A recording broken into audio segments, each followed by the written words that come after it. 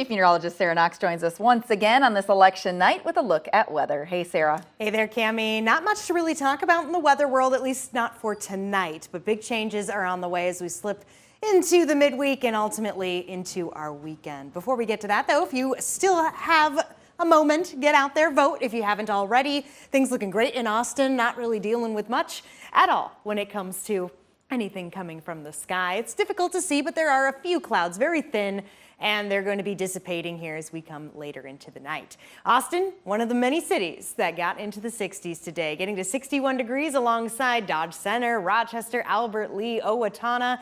But as you go a little further to the south, that's where you find the 63s. And we're talking Forest City, Mason City, Charles City, Decorah, La Crosse, Winona. Okay, that's a little less to the south and more so to the east. But point is, temperatures got into the 60s today. That is well above normal for this time of the year. Normally, we'll be seeing those peaks in right around that 50-degree mark, so about where temperatures are currently, albeit a little cooler in places like Dodge Center, where we're still sitting at 46 degrees.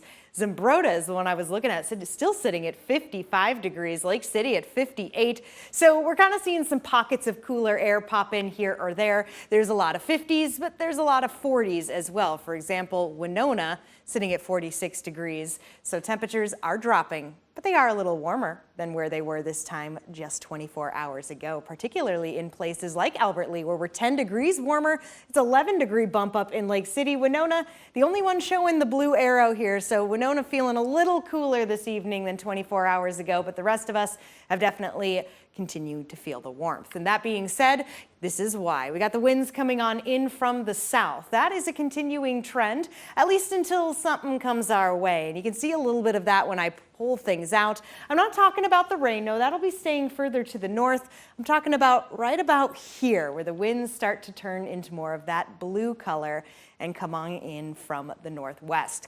This is what I am tracking, a cold front approaching, so this is showing the next 6 hours. I'll step out of the way here so we can see. I summed it up all for us. Cold front develops kind of along that wave of energy there in the black. It overtakes the warm front, the warmer winds that we're experiencing right now, passes overnight, and cooler air arrives as we head into our Wednesday.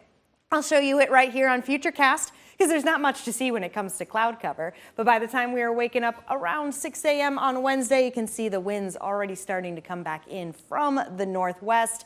They're going to be breezy too. So Wednesday going to be a chillier day as temperatures fall to where they should be. The winds are going to make things feel a little cooler.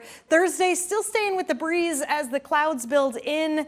And then it all begins. Friday is somewhat of a normal day, and then by the time we get to our Saturday and Sunday, there it is, Cammie, the big drop. We're back into the 30s, right at the freezing point on Sunday.